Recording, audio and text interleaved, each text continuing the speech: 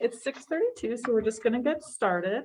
Good evening, everyone. Thank you for joining us for tonight's genealogy program, Digging for Clues with Cemetery Research.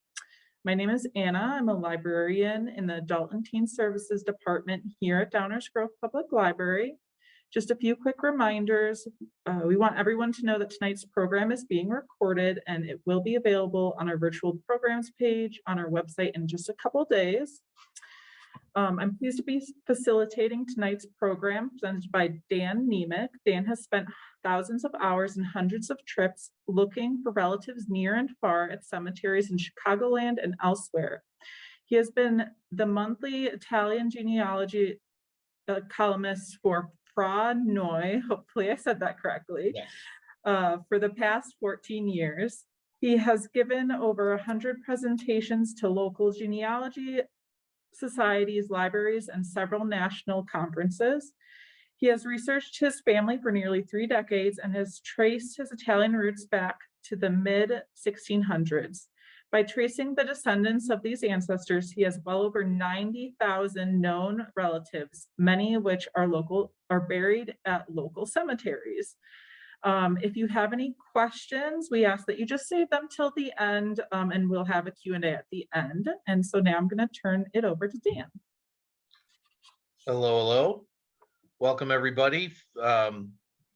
You had a choice of either going outside and playing in the snow, or you could come here. So I'm glad you chose to come here. So let's make sure I'm sharing my stuff here.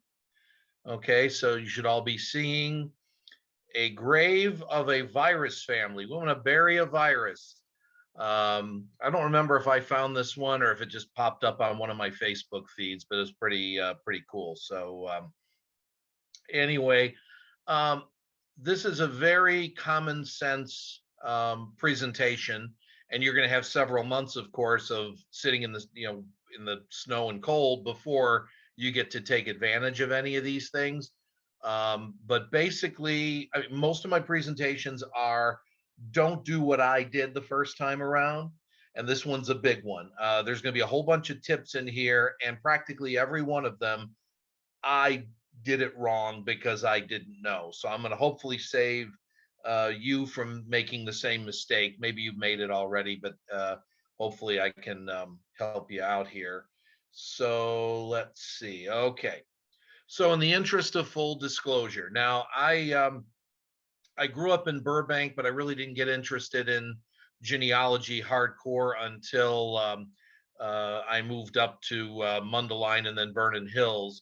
So I've been pretty much a Cook and Lake County person my whole life. I'm very familiar with Downers Grove from back when I was a speech coach at another school, and Downers North and particularly Downers South were very, very successful and still are. So I'm aware of all those, but I'm not as familiar with the cemeteries in your neck of the woods as I probably should be. The vast majority of my research, my ancestry is Italian, Polish, Irish. Those are my 3 biggies. So naturally, I have an overwhelming number of Catholics, and so I go to a lot of the Catholic cemeteries, mostly in Cook and Lake County, but I've obviously hit other counties as well. And I've been to many, I'll call them non-sectarian. All it is they may be Christian or just non-religious type cemeteries, and a handful of Jewish cemeteries. Partly for friends I did some work with, and so I'm familiar with some of those. So I calculated, because I keep a log of all my cemetery trips based on the pictures that I took and where I went, that the 120 days, it might be closer to 130 now. So basically about 10% of my weekends I spend at a cemetery, and even my parents say, why? That's part of what I'm going to answer today, is why. Maybe not to their satisfaction. They think I'm actually using a shovel. I'm not, I promise.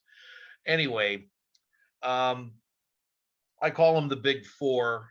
All Saints in Des Plaines, St. Joseph in River Grove, Mount Carmel and Queen of Heaven are across the street from each other in Hillside. I've been to those particular cemeteries a total of over 100 times.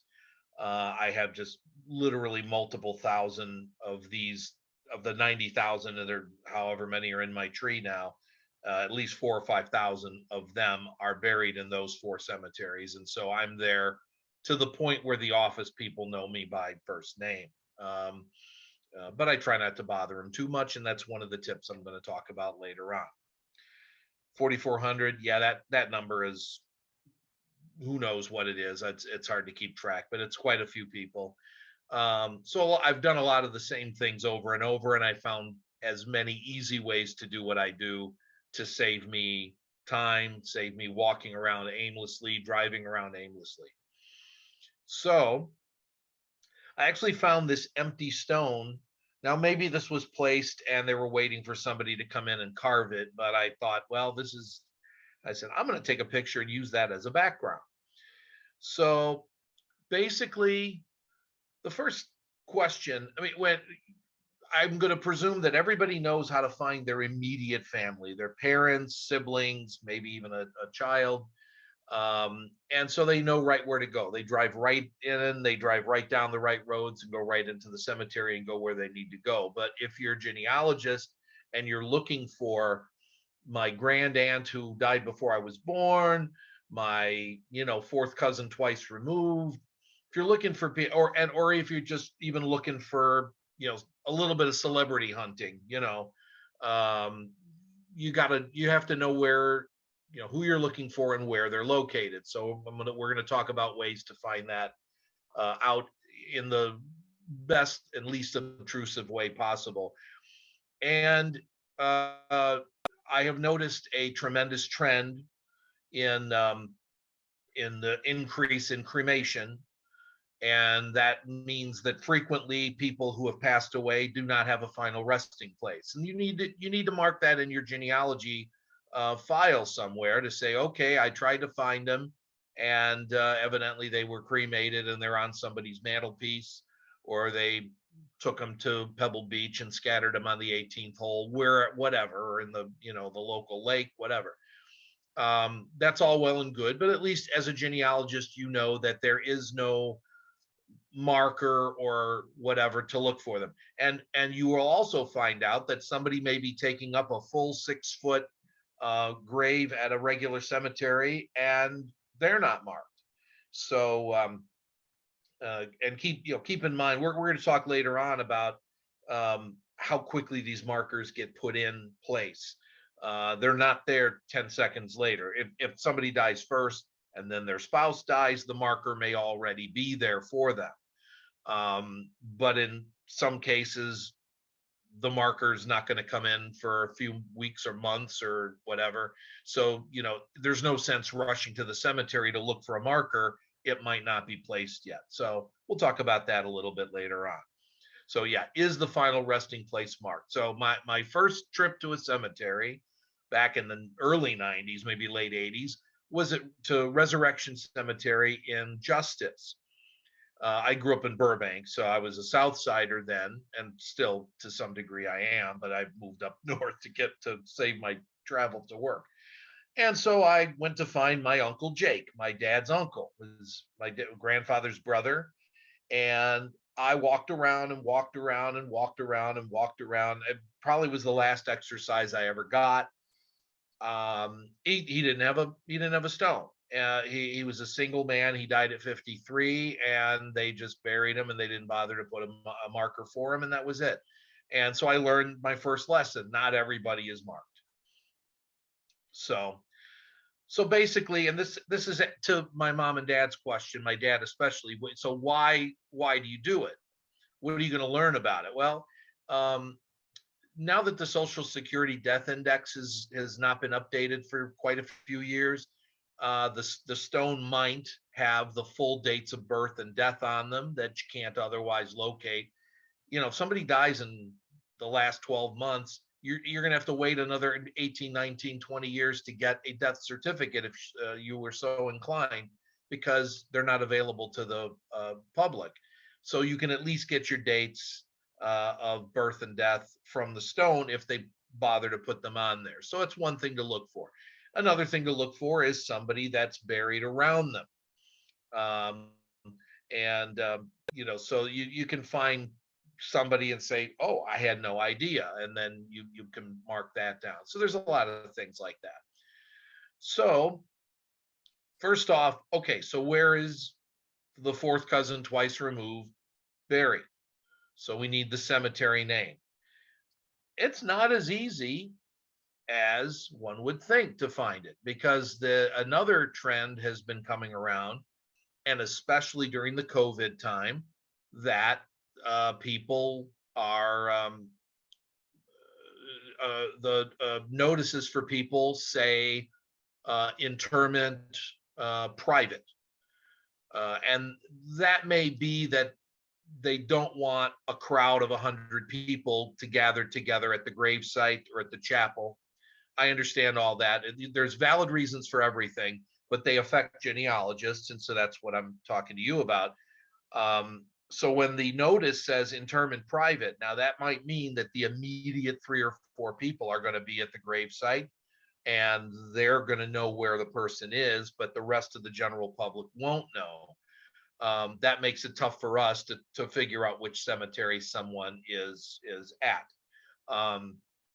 And also that if they are cremated and later on they take the urn or whatever and they put it into a niche or a little glass front niche at a cemetery, they could do that anytime. They don't have to do it 3-4 days after the person passes away. So if somebody gets tired of seeing Uncle Fred on the mantelpiece, well, they'll buy him a niche and put him in the cemetery. So you won't know that. There won't be a posting necessarily on that unless they specifically do a memorial for that. So how do you find the death note? Find the cemetery name? Okay, so you can look for a death notice. There are fewer and fewer people putting them in the newspapers. So frequently legacy.com will have a lot of things that are in the newspapers, so you don't have to go out and buy the Tribune every day. I have found that in the last several years, excuse me, that I have the funeral home websites seem to have bigger obituaries and more detail about the burial if they're not private. So I end up Googling the person's name and the word beloved. Okay, because it's very rare that there's a death notice that doesn't say the word beloved in it somewhere. So that's one of the, use a word that's going to be a typical death notice-y type word. Death notice-y, I made up a word there. But that's the best way of trying to find.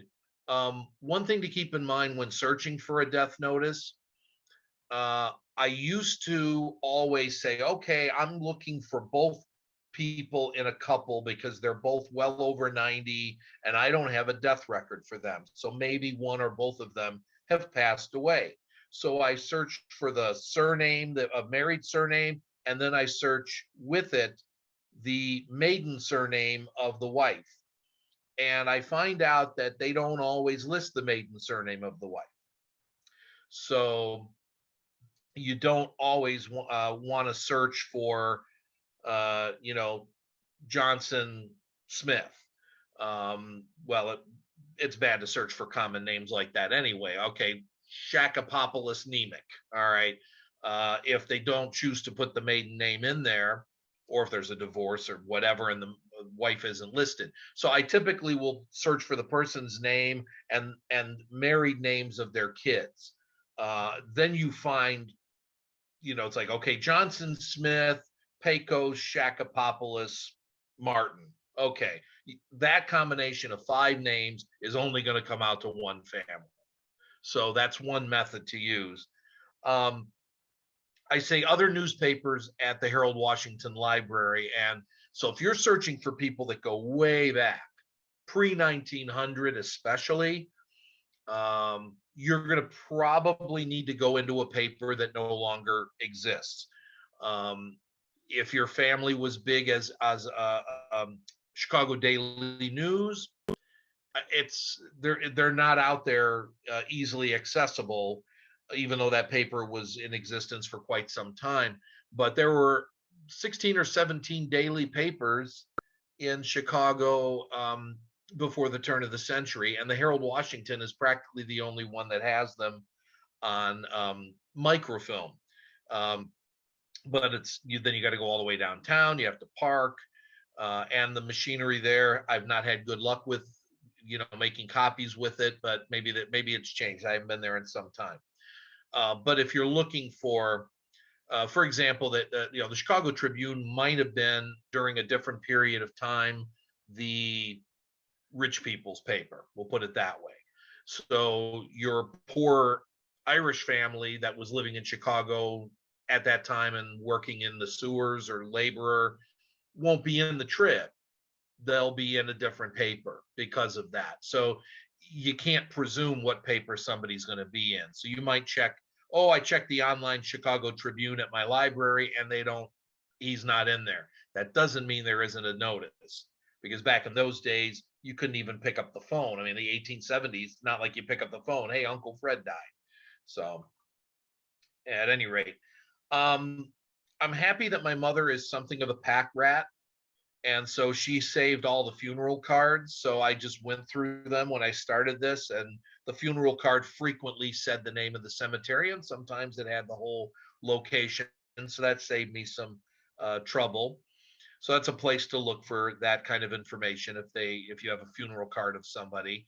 Of course, Find a Grave and Billion Graves are two very good websites that I Find a Grave.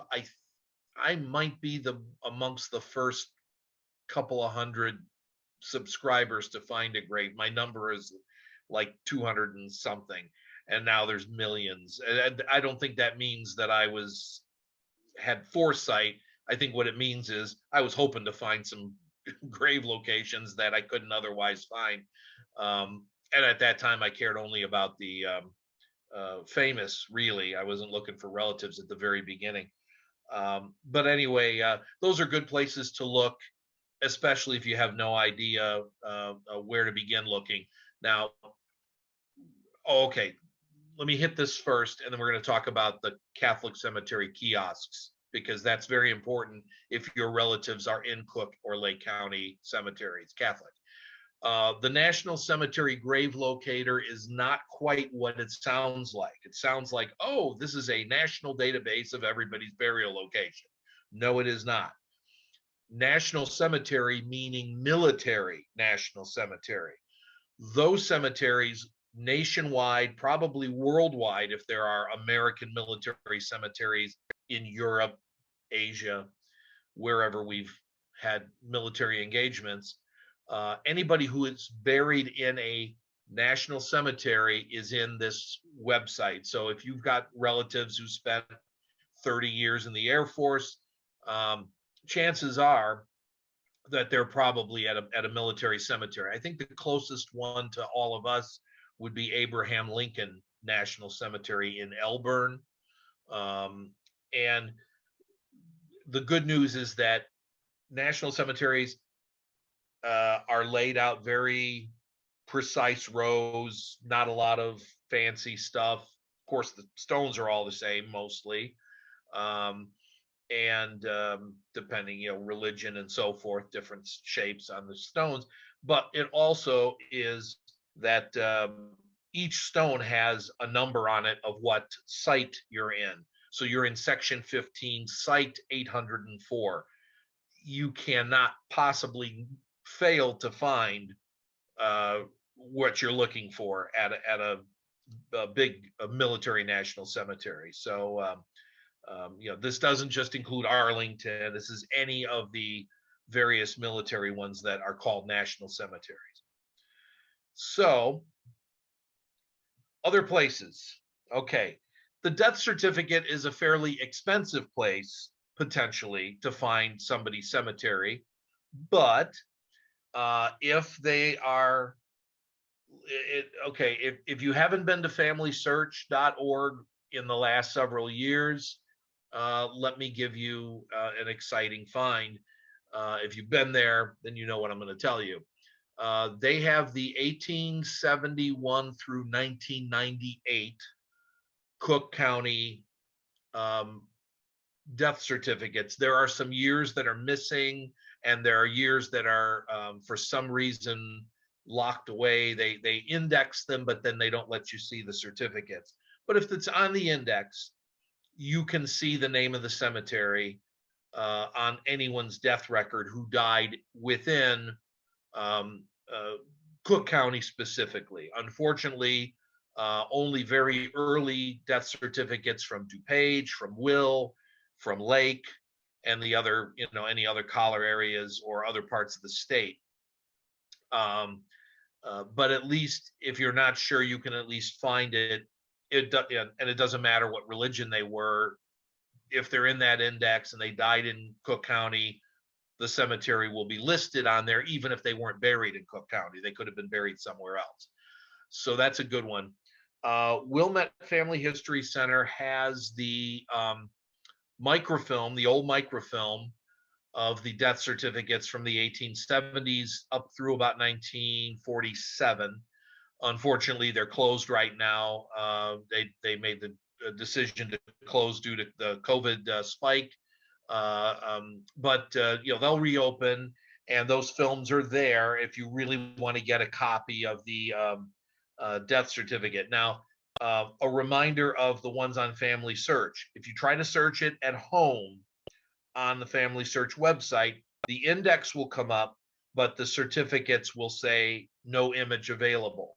But if you go to a family history center or an affiliate library, I don't know whether Downers Grove Library is considered an affiliate library. I'm sure they can answer that later.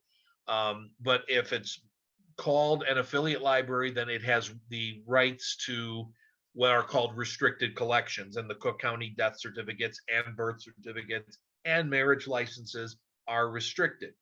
So you go to your family history center and you can search for the name, and the image will just pop right up. There was a time when it didn't do that. You would search for the name, it would say there is no image, and then you'd have to go into the catalog, find that film number, go to that image number, and you could backdoor get the image you need for your death certificate. Again, for the purpose of this talk, you're just trying to find the name of a cemetery, okay? Keep in mind that on death certificates, if somebody is brought to a particular cemetery and they are cremated there, that does not mean that the cemetery necessarily has a final resting place for that person in that cemetery. They might have just cremated them and given them back to the family, and at that point, their involvement is not there. So you may find somebody is at, say, Oak Ridge in Hillsides down the street from Mount Carmel Queen of Heaven, but it's not Catholic. And frequently they cremate people who want to be cremated. So the death certificate says Oak Ridge cremation. That does not mean Oak Ridge has the person still there. So keep that in mind, that you won't be disappointed with that part of it. Now, let me talk very quickly about the Catholic cemetery kiosks. Now, again, these are cemeteries only in Cook and Lake County, because that's the extent of the Archdiocese of Chicago. So it doesn't reach out to Downers Grove, but with a little drive, you can find your way to one of these, or you can do it through the website. So I'm gonna talk about the kiosks. The website, how to do that, is in the handout. I'm not going to explain all of it because it's a little tricky. You got to click here, you get an email, and you click the link on the email, and they give you 15 minutes. They're trying to keep people from pulling up every name and downloading it and turning it into some kind of a profit situation. That data shouldn't be made available. So they give you 15 minutes to look up anybody you want, and you can save and print maps. It's all in the handout, but I won't cover it here.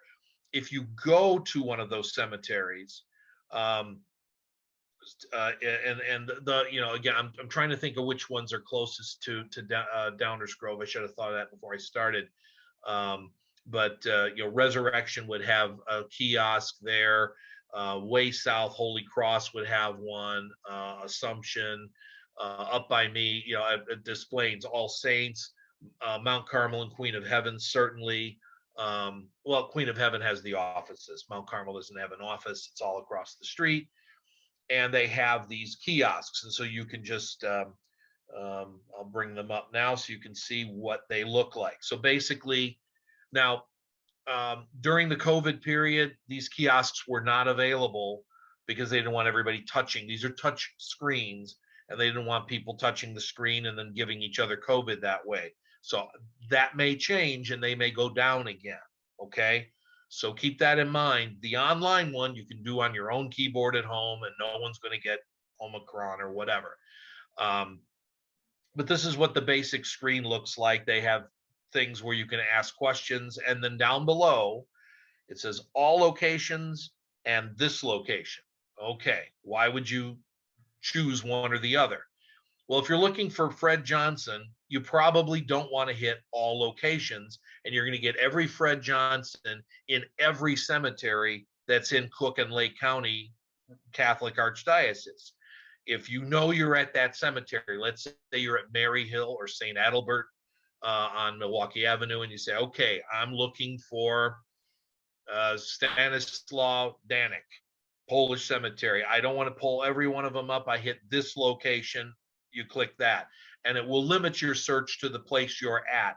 But you can go to any one of these cemetery kiosks and look up anybody who might be buried at any of the Cook and Lake County cemeteries that are within that system. Okay, so you don't have to drive to 12 cemeteries to do lookups for 12 people who are in 12 different cemeteries. You can do all the lookups at one.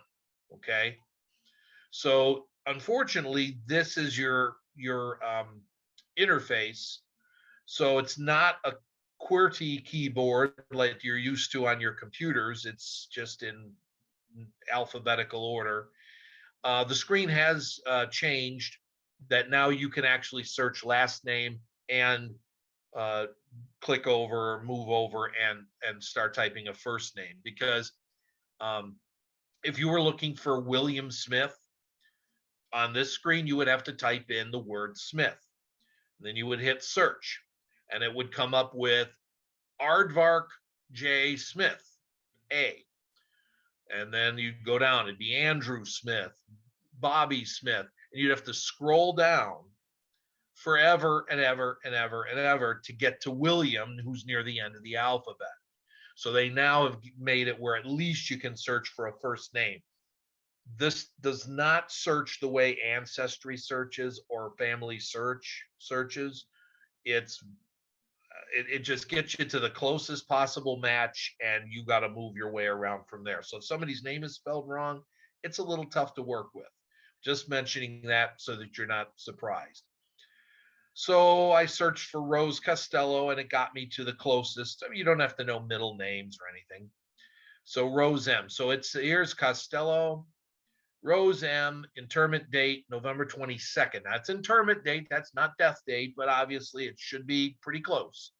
And an age. So you have to do a little math and go, okay, she was born in 1916, 1999.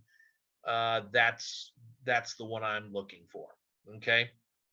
You see here Samuel near the bottom, 1952, and his age is unknown. Well, that stinks. So is that the right Sam Costello? I don't know. Even Samuel 4/11/1925, it's a dash. If you see a dash, frequently that's a stillborn or an infant. If you're looking for stillborns and infants, you find out that your grandparents had a baby they never talked about. Well, search for the last name and then bring up, you can look under baby or infant, or it might be at the beginning where there's no first name at all. That's sometimes the best way to find those. But sometimes they actually have a name and you don't even know what it is. They just say, yeah, we had another baby. So you might want to do a little hunting on Family Search first and find out that the baby was called Samuel, and then you know who you're looking for. Keep in mind, though, that the vast majority of such infants are probably buried in charity sections. If they're buried with the family, then great. You know, they might even be marked on the side of the stone or something. But frequently, you're not going to find any special markers for a baby that lived for 3 days. Then again, you never know. It's worth finding out. We're going to talk about the office in a little bit, because it's the kind of a question you want to ask the office to make your trip more worthwhile. So I want to make sure I save enough time for that. So after you select the right Rose Costello, you no longer see the date and the age, but you do now see Rose M. Costello, and you see how they do it. Grave 3, lot 561. Block has a dash, so there's no block in this particular section. And it's section BB, and it's at St. Joseph's in River Grove, Illinois. So it gives you the phone number, tells you the intersection where it's at. So if you want to call them up and, you know, confirm, yeah, this is what I'm looking for. Do you have a map or whatever? But at that point, you're going to drive there anyway. So most of the time when they're giving you a location, it starts with the smallest unit, which is the grave.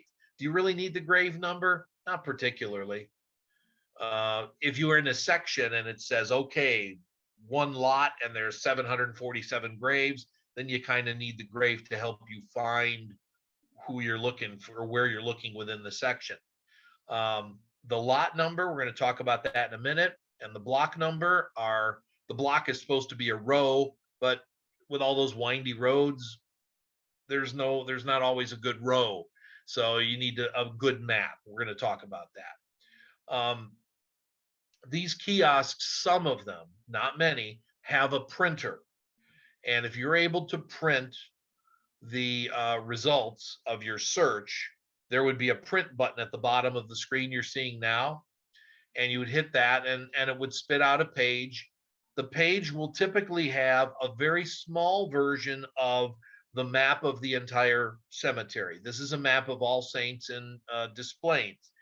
And you see River Road is down the center, and on the east side of River Road are a bunch of sections, and they've got these diagonal roads, and it's kind of different, and a couple of round roads and things like that. And then on the other side, it's a bunch of random roads going all over the place, and that big white mausoleum that you see if you drive past that. So this is how to get to the section that you need. Or the mausoleum. And I gotta make sure I have time to talk about the mausoleum. But here's the kicker. So all right, somebody's in section 42E. Let's pick that one because that's the next slide I got coming up. And so where are they in 42E?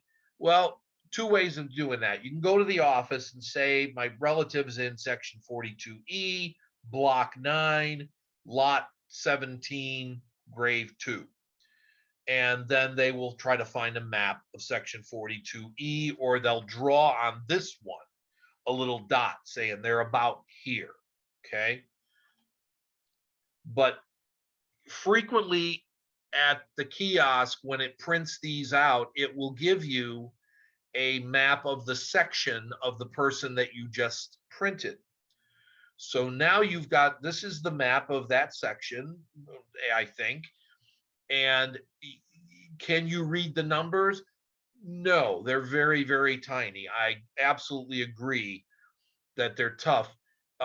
You will see slightly larger numbers that will be the block numbers that will represent the row, although in this map I have a hard time seeing them. This may be a section that doesn't have a block number in it. It's just lot numbers. And then the tiny numbers of the lot numbers. If you get a map like this and you just can't read it, you're going to have to go into the office and ask for some help. But sometimes these maps are very useful. And now you know, okay, as I'm driving around this section, I go to the northeast corner, and that'll be pretty close to where the person is buried. And then you don't drive and walk around so much. And we're going to talk about driving around and walking around. It's a pain in the butt. We're going to talk about some of that stuff. The company I work for sells to Armor and Swift. We sell to all the meat processors. So I've been to all of the founders' graves at Graceland and Rose Hill, and the Cudahy family is at Calvary at Evanston. But this one's intriguing. I don't know if you could see it here, but we have Jonathan Ogden Armour, the founder of the Armour Company, and poor J. Ogden Armour Jr., born and died in 1892. That kid would have been the inheritor of the entire corporation, and the kid didn't make it. I feel bad. So let's go back to what's going to probably be the case for many of you if your families are not buried in the Catholic cemetery system of Chicago. So there's no kiosk and there's no website to just go in and find everybody. So when there's no kiosk, you could do one of two things. You can send them a little note and say, hey, I'm looking for the location of these people, or you can call them up.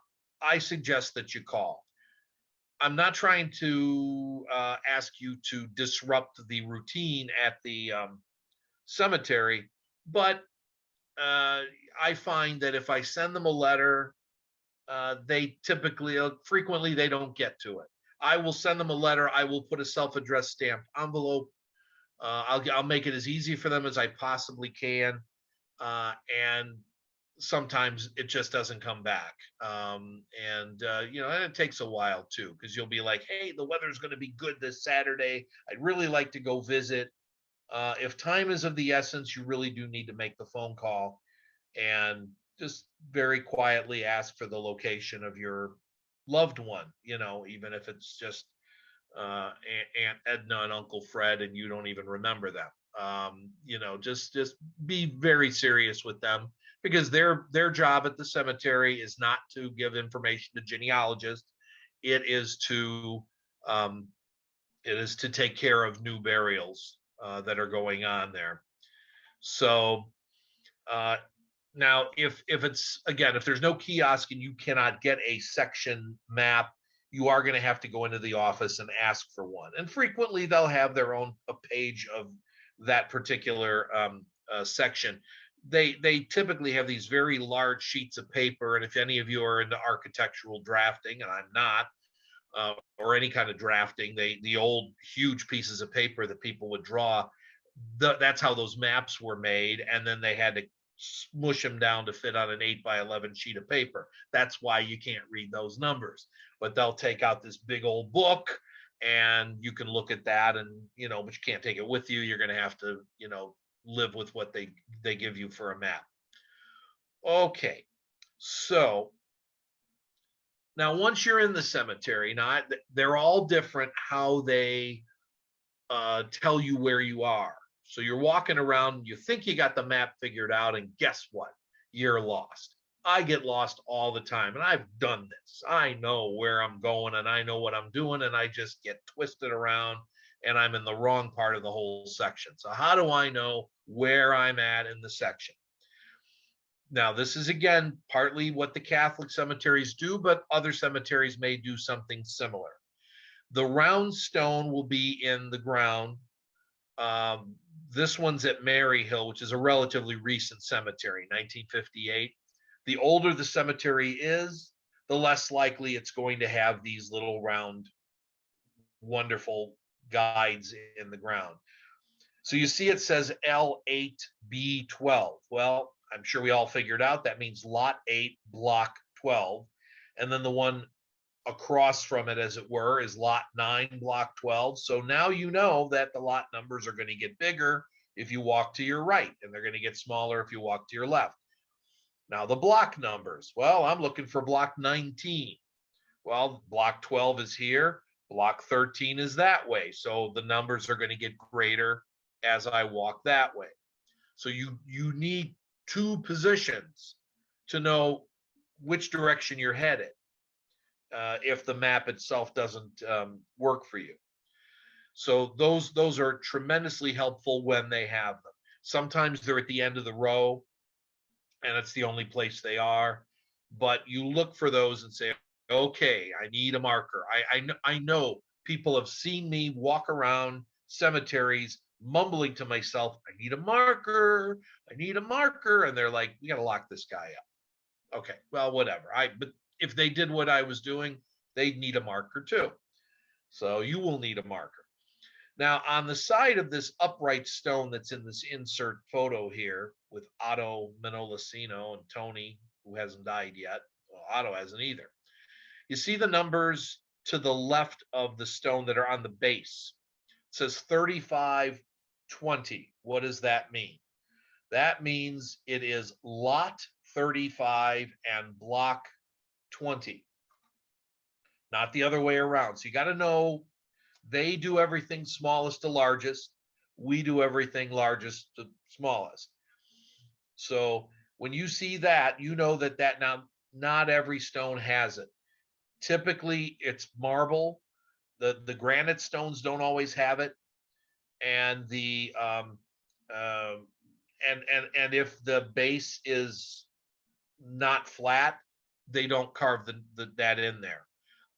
Sometimes on the back of the stone, you might get, remember those, that labeler, and you would squeeze and it would make a little plastic label and you'd stick it on stuff. I don't know what they call that. Sometimes on the backs of some of these stones, they have those on there. In particular, at the older Jewish cemeteries, the backs of the stones have, or even the front, has a number which indicates where you're at, what row, what grave number. And that's tremendously helpful because you can very easily get lost in those. But anyway, that you use, so you may have to walk 3 or 4 monuments over to find that you're at 3820 or you're at 3517. Okay, so those are very, very important. Okay, mausoleums. Oh yes, my favorite. Now keep in mind that I know we're doing a talk on cemetery research in January, in the worst of the Chicago winter time. You do not want to go to the cemetery and wander around in the ice and snow. But if you're going to go find anybody who's in the indoor mausoleums, you can go, if the snow isn't on the streets and you can drive there, you can do these. So you can walk around in nice comfort and heat and find what you're looking for that way. So if you got a lot of people to look for, do your mausoleum work in the wintertime and then build up your list of graves and other things. And you can do that in the summer when the weather's better. But here's what I've run into with the mausoleums. They don't typically have a good map because the way these buildings are designed is a little bit unusual. One of the first times I went into one of these mausoleums probably was All Saints and Des Plaines. I was looking for crypt number 397. And so I saw on the bottom of the hallway, there's this little sign and it said 350 to 400. Oh, okay, this is where I need to go.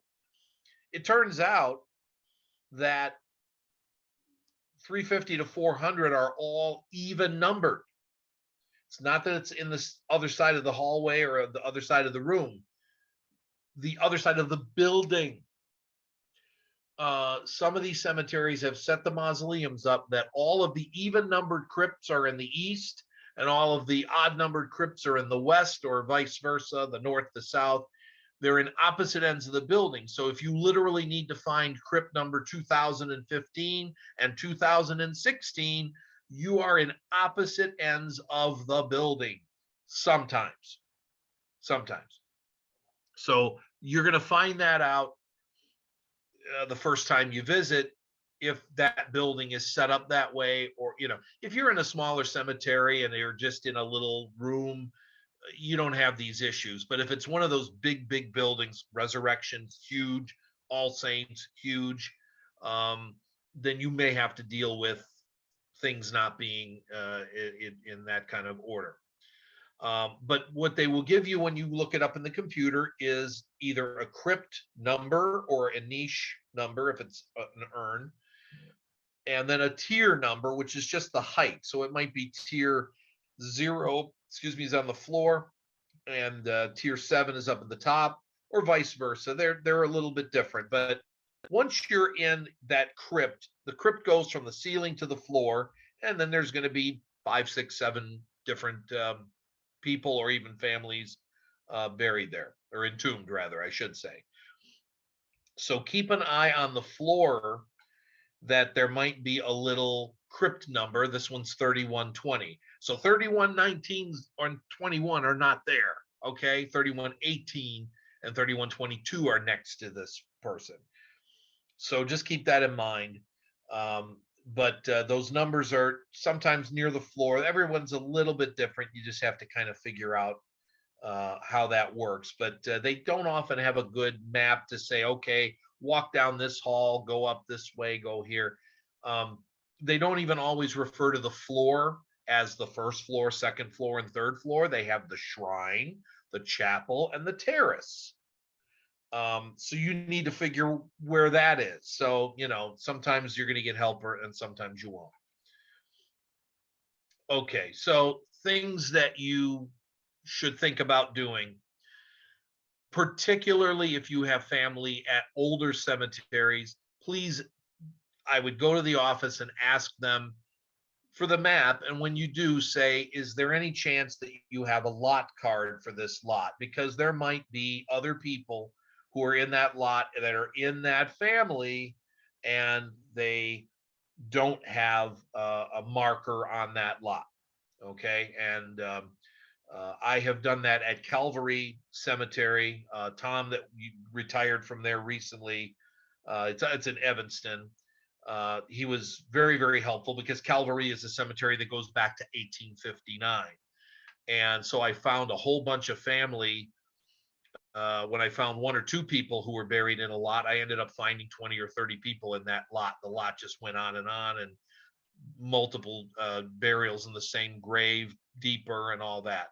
So I found a whole bunch of relatives buried together in that cemetery, and no markers.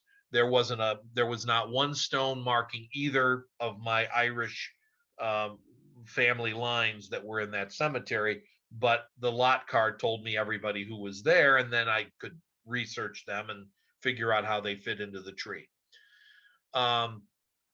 So get a lot card if you can. Don't ask for one for every lot you're going to visit, because the cemetery is going to be like, those darn genealogists again.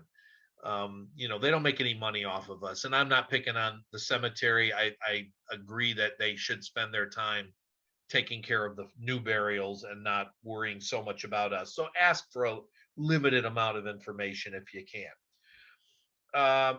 Take pictures of graves and crypts surrounding the one you want. Well, when I started, I actually had a film camera.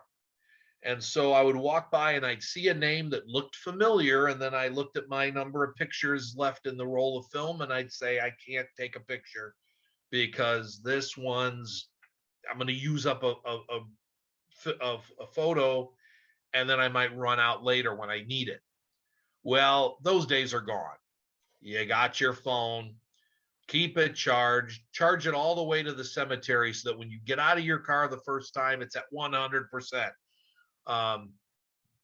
The photo apps that are on any of these phones chew up the battery something fierce. If your phone has a battery that runs out on you all the time, get a new battery, please, because you're going to drive 2 hours to a cemetery, and you're going to take your phone out and you're going to take pictures here, pictures there, and you're going to be halfway through your day and the battery's going to die on you. Yes, you can charge it in your car, but you're not driving around.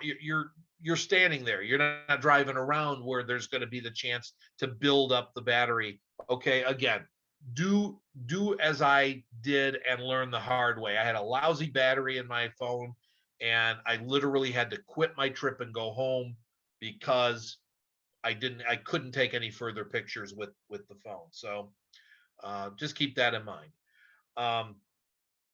Now, so with that in mind, if you're at a grave and you find somebody and you see people that are near, grab a couple pictures surrounding it, because those people might somehow be connected. They might not, you don't know, but it doesn't hurt anything. You take a couple extra pictures, you get them home, and you find out these people are not related to my family, and you delete them.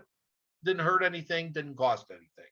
When you had an actual piece of film and a camera, you know, a print that you paid for, that was tough throwing those away, but you did it sometimes. Okay, find famous people in the same cemetery. So if you're going to drive, you know, an hour to go to a cemetery just to see Uncle Fred and Aunt Edna, and it's like, okay, yeah, Brian Piccolo, the Bears running back, is here at St. Mary's in Evergreen Park. You know, and goodness, you go to Mount Carmel and Queen of Heaven, and they're filled with the entire history of the Chicago outfit, the mafia. You know, so we're not LA, believe me. We don't have that many famous people, but if you know you're going to a cemetery, go on Google and look and see who's there that you might know. Like, oh, you go to West Lawn. Oh, look, we got Gene Siskel here. You know, thumbs up, Gene, and so forth. So, you know, as long as you're there, go ahead and find that location. But keep in mind that if you go to the cemetery office and say, hey, tell me where so-and-so's at, they're not going to be all that keen on you, you know, going. Yeah. But if you can look it up in the kiosk, who's going to know? So, oh, and if you get a monument that has a little porcelain photograph on it, please take a close-up of that photo. And I'll tell you why. Because there's the chance that the next time you go to that cemetery, that photo might be gone because there's a lot of vandalism. Some of these cemeteries are across from schools and the kids hop the fence, and sometimes they shoot at them with BB guns. I literally got pictures from 1910 on a gravestone, and the eye is shot out of the picture by a BB gun. It's a tragedy. You know, to take a picture of the picture when you can, because it might go away. And if it's on the ground, especially because those lawnmowers send those pictures flying all over the place. Okay, so here we have a knocked over. I don't know whether this was vandalized, but this is how I found it. I actually I knew the relative who was the current owner of this lot, and I told them that this was knocked down so they'd get it taken care of. Okay, a whole bunch of stuff. I got to really do this quickly. Okay, so you're walking through the cemetery and you're walking on that pavement and everything's fine. And then when you're walking on the ground, the older the cemetery is, the more likely that the ground is uneven. I have turned so many ankles, you have no idea. Okay, so you got to be very careful when you're walking because the settling of the earth, some of the graves are before they had the vault, so the ground has really shifted, and so you're walking and all of a sudden you're going to jerk to one side or the other. You got to be very careful when you're walking through, and especially the older cemeteries. When I say leaning monuments, I'm not talking about this little squib in this picture here. I'm talking about stuff that's 8-10 feet tall, and it's the leaning tower of somebody's family. And because the ground is settled, the monument's leaning. Don't go near it. Do not go within falling distance of it, because you may hit the ground just enough that thing's going to come down. And those things don't weigh small amounts. They're very heavy. If you want to stay at the cemetery permanently, it'll conk you on the head, and that's where they'll find you 3 days later. Please be careful of leaning monuments, especially at older cemeteries. They're very heavy and they're pretty bad. Mosquitoes and bees. Well, some of the old monuments have very intricate carving, and that intricate carving is wonderful and artistic and really awesome. And it's also a place where bees like to go to create new hives. So you might be walking by and you put your hand on a stone and you're going to find yourself covered in bees. Be very careful. I've been lucky enough not to have, this is one that didn't happen to me. And no, I never had a monument fall on me either. Some people would think that it has, but it hasn't. I know enough to be careful of that. So just be careful. You get to the spring season and the mosquitoes are everywhere. So yeah, wear a little mosquito repellent, spray or whatever. Okay, sunlight. Oh yeah, I get up early in the morning and I want to get to my cemetery, and it's 62 degrees outside. That's all wonderful. By the middle of my day, it's 93 and I got the sun beating down on my head. And it gets and then the next day you can tell you've been out in the sun. So yeah, wear a little hat, sunscreen on your head if you can. Just be careful of it if it's going to be a hot day. Not a problem now. It's January, but you're not going out now. When you go out in July and August, it's going to be tough. Keep hydrated. Bring a gigantic growler full of ice water with you, or Gatorade or whatever, because you're going to be walking around and it might be more than you're used to doing. And so just have that in the car so that you can have something cool with you if that's what you prefer.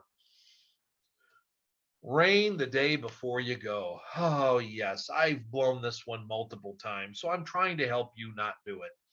I like to sit and go, hey, it's Saturday. It's going to be sunny all day. I'm going to go to the cemetery. Well, it rained Wednesday, Thursday, and Friday.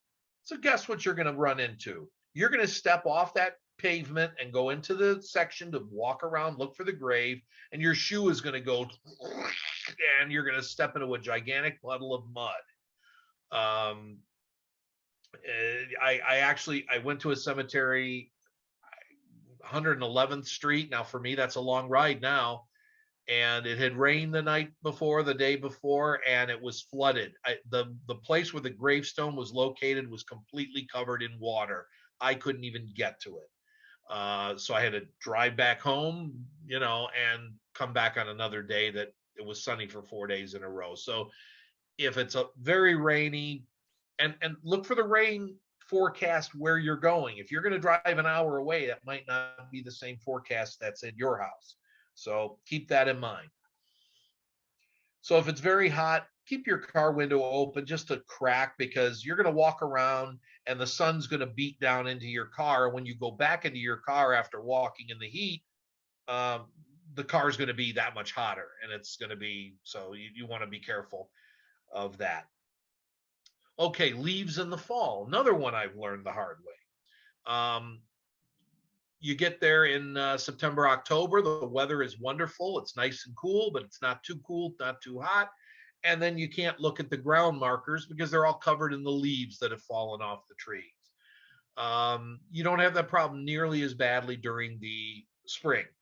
So go in the spring more often. And if not, if you got to go in the fall, well, take a little broom with you, and you can, as you're looking down the aisle, going looking for your family name, you can at least scrape. I used to do it with my foot, and then I would walk scraping, the front top of the stone with my foot, and they thought I was Igor from Young Frankenstein, which I don't want to look like that. So just do that as a better way rather than mess up your ankles and knees trying to move leaves off of the stones, because that would be like going now and it's covered in snow. Well, you can't do much with that anyway. So okay, the cemetery office. Sorry, we're closed. Let me tell you a couple of quick things here, because this is tough. This is very frustrating when you drive a long way and the cemetery office is closed. So first off, know what the office hours are. Why does that matter? Because you can get into the gate of the cemetery at, say, 7:30 a.m., but the office may not open until 8:30 or 9. So you drive there and you go right to the office and say, I want to find a location and get a map. Well, guess what? The office won't open until the office is ready to open at 9 o'clock. And if they're walking around inside and you're outside banging on the door, they're not going to open it. I've tried. So keep that in mind, that the gates open before the office, partly to let in the people who work there. It's not really for you.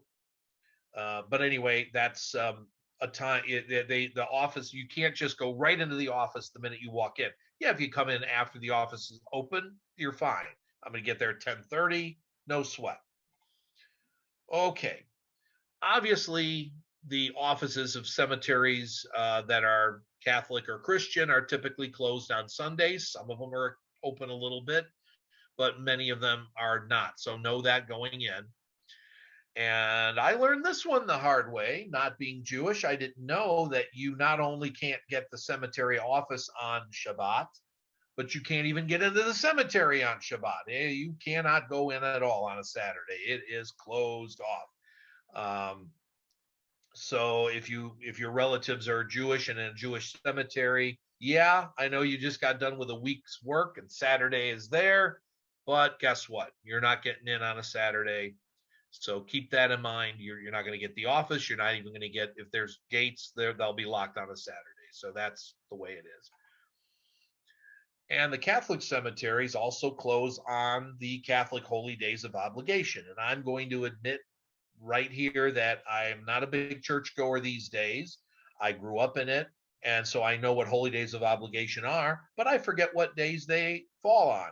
So I get to the office, I'm already on a Saturday. I'm going to go find some maps and get some help. And it turns out it's Assumption or something. You know, so know what those holidays are. Just if it's a Catholic cemetery, go to their website and find out the holidays they're going to be closed so that you don't rely on the office. You can certainly get into the grounds if you're fully prepared with your maps. Okay. I've learned that one the hard way too. Typically, the offices close earlier on the weekend. So don't say, okay, I'm going to go to 4 different cemeteries and the last one I'm going to get there at like 2:30 in the afternoon and go to the office. They're not going to be there. They close maybe noon or 1 o'clock in the afternoon. So you need the cemeteries that you need the office for. You better go earlier in the day. Okay. And please don't ask for too many things. Okay. I am absolutely guilty of the following. I will call a cemetery and say, I am looking for the burial of Fred Schlabotnik. If I say, hey, I'm looking for Fred Schlabotnik, his wife Edna Schlabotnik, Edna's mother-in-law Frida, and then they get understandably frustrated. They got to write it all down, and then they say they're going to call you back, and sometimes they don't because they're like, we don't have time for this. So I am absolutely guilty of the following. I call on a Monday. Hi, I'm looking for the burial location of my uncle, Fred Schlabotnik. Okay, section this, block number that. Okay, thank you for your help. Click. Now, I really don't need to call for Aunt Edna. She's going to be buried next to Uncle Fred, right? So don't waste a call on that one. But then I call on Tuesday. Hello. Okay, I changed my voice up just a little bit. I'm guilty of that. I have done that so that, okay, I'm at least spreading the requests for these over a longer period of time. So I've called the same cemetery 4 days running to get different families who are not necessarily buried together. And I'm not suggesting that you do that, but if you call once and you ask for a whole bunch of people that are all over the place, or they might not even be at that cemetery. Oh, I'm just checking to see if they're there. Now they're going to waste their time looking. Nope, they're not here. Okay. They get annoyed by that. So don't burn your bridge, I guess is what I'm saying. And basically, I wish you good luck and happy hunting. And by the way, most of these upright mausoleums are locked. You're not going to get in, and it's tough to get a photo of the crypt inside with your phone camera through the little thing. So basically, that's it. I am open to any questions. I see a lot of chat happening. Let's hope that's all happy chat. They like what I am teaching you. If my Anna's my email address on the handout. I try to remember to put it on there. Let me double check. Let's see.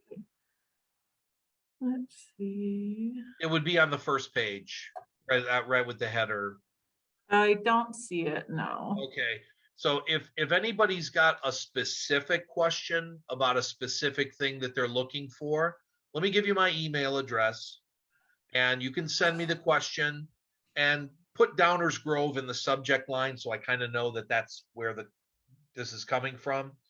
It's my name, D.Nemick, N as in Nancy, I-E-M as in Michael, I-E-C as in cat, comcast.net. And I'll try to get back to you right away. Something very specific, like I've been trying to find this particular person and all that, and maybe I can help, or maybe I've had experience with that cemetery or something.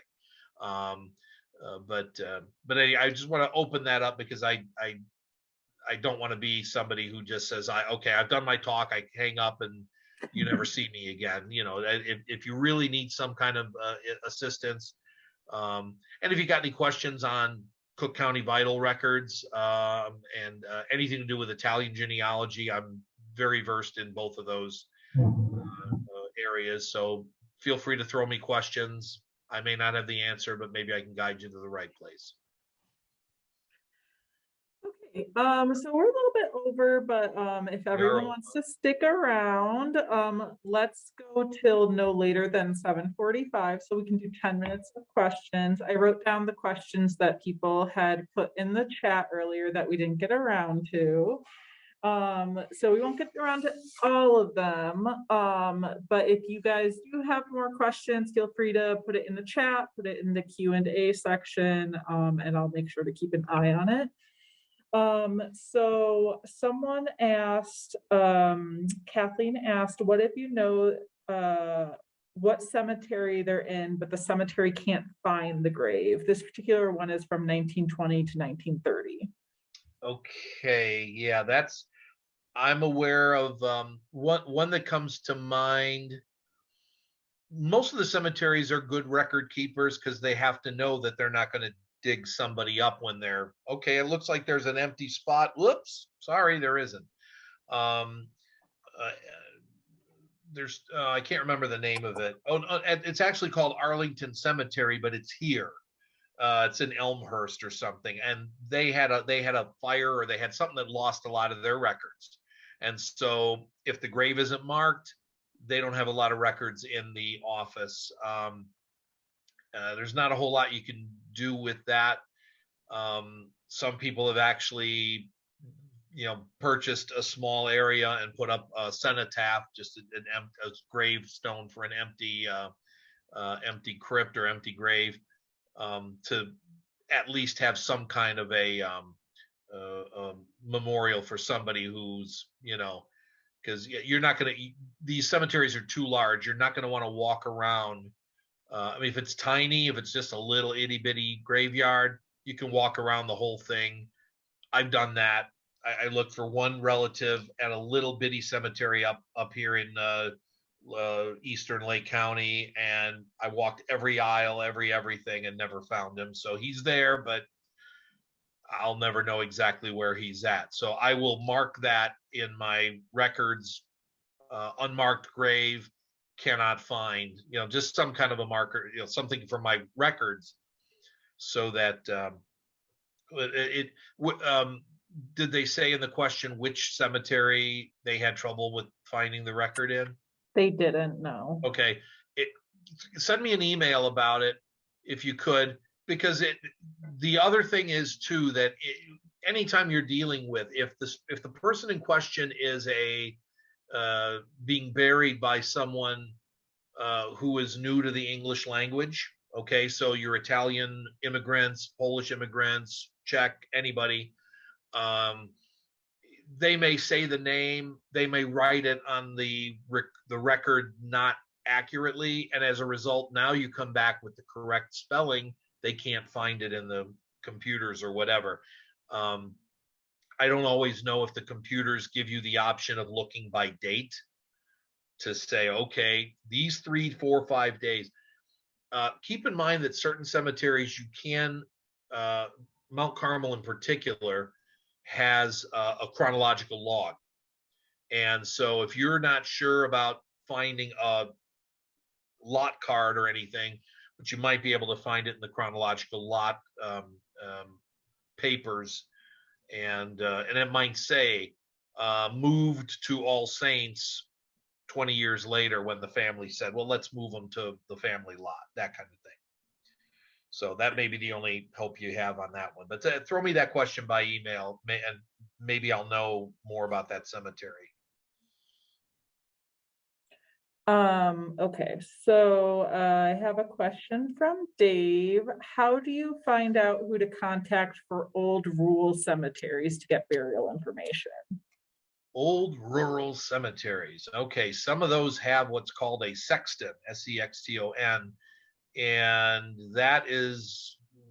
those are not always that's kind of the grapevine of local legend who's running that cemetery, because if there's no further burials, but somebody's got to go cut the grass, so you may find that a rural cemetery like that might have been taken over by the municipality that is there now, so that somebody cuts the grass. I mean, I've got a Diamond Lake Cemetery right down the street from me, from 1853, and it's up on a hill, and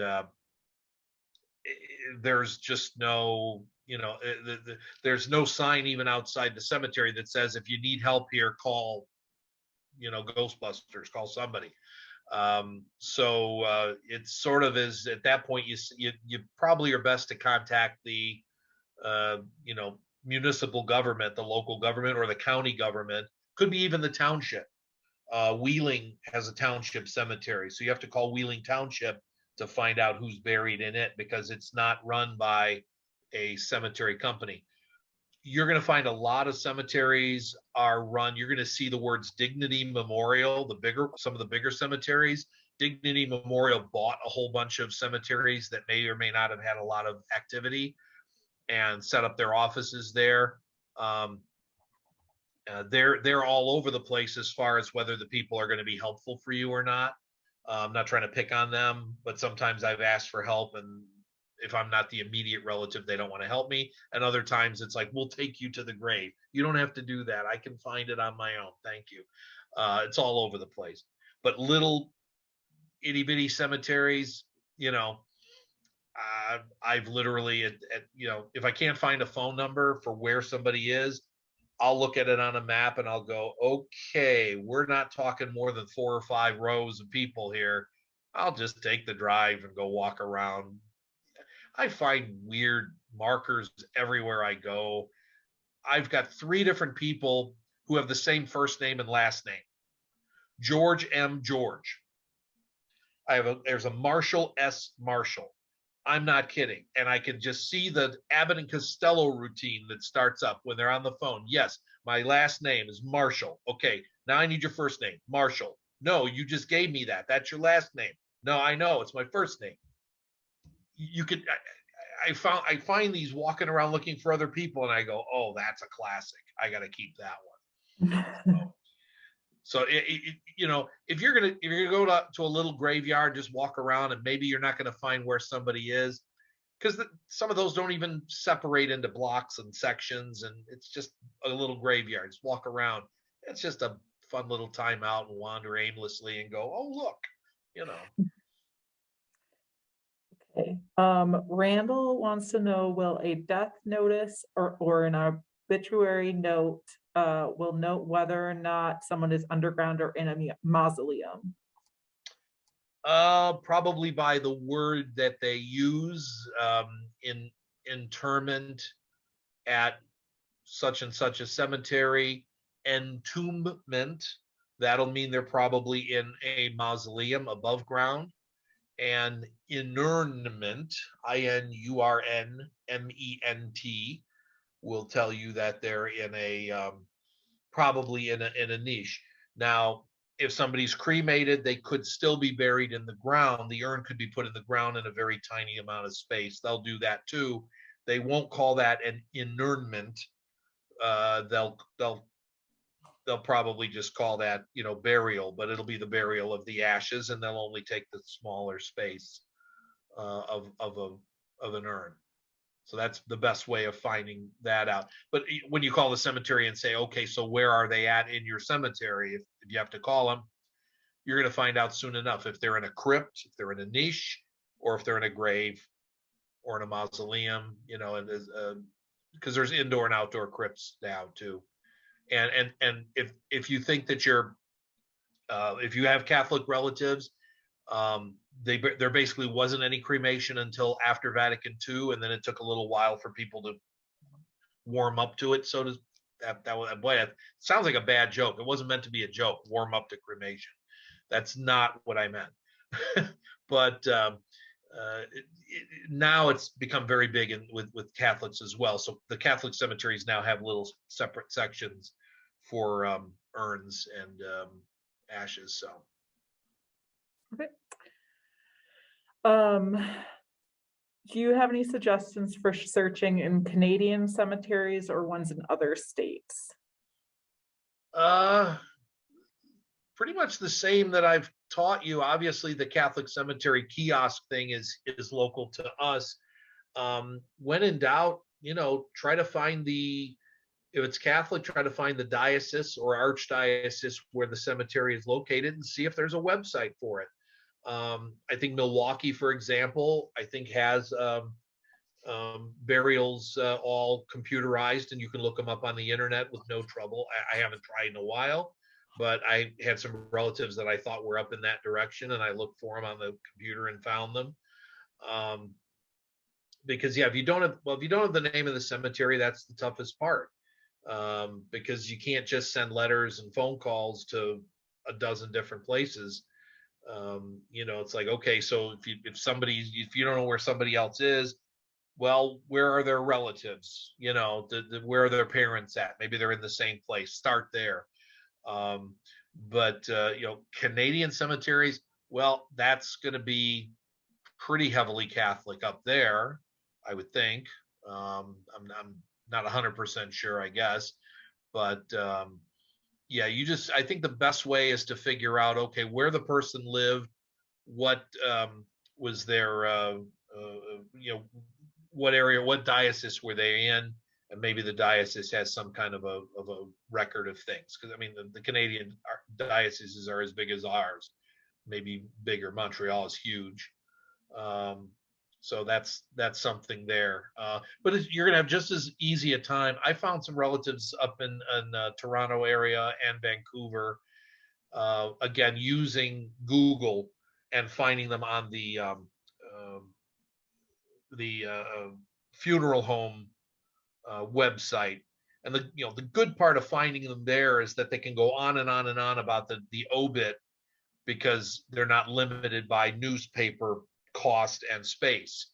You just put it in the Chicago Tribune and it's just, yep, Joe died, married to Mary, he had some kids, he had some grandkids, and he's interment private. You get on to Salerno's Galewood Chapel, and it just goes on and on and on. He loved gardening, he was a scuba diver, that's all great stuff, and you want to keep a copy of it. Don't presume it's going to stay there. This is a general point about anything. If you're on Family Search, if you're on Ancestry, if you're on these websites, save copies of everything you find, because it might not be there tomorrow. They might not keep indefinite things. Somebody might pull some records off of Family Search. Just keep the copy. If you get a copy of a death certificate, if you find it, save the copy, keep it, file it, scan it. Don't take the risk that, oh yeah, I'll look that up again 10 years from now when I need it. It might not be there. Okay. General comment. So we are at 47 now. I apologize if you didn't get to your questions. Feel free, if you have specific questions, to email Dan. I did drop his email in the chat, but you can also email askus@dglibrary.org if you have questions. We're happy to forward them or see if we can use our own information to help you out. And we can also, if you didn't get the handout tonight, we can send that along to you. I apologize if there was any trouble, but I want to thank everyone for attending tonight. We hope you enjoyed the program. A huge thank you to our presenter, Dan Nemec, for his thorough presentation. Our next genealogy program will be on March 9th at 6:30. We're going to cover the 1950 census because it just got released this year. As always, please continue to check out our events page on our website for all the latest news and events at the library, and stay safe and have a good night. Stay warm out there. Bye.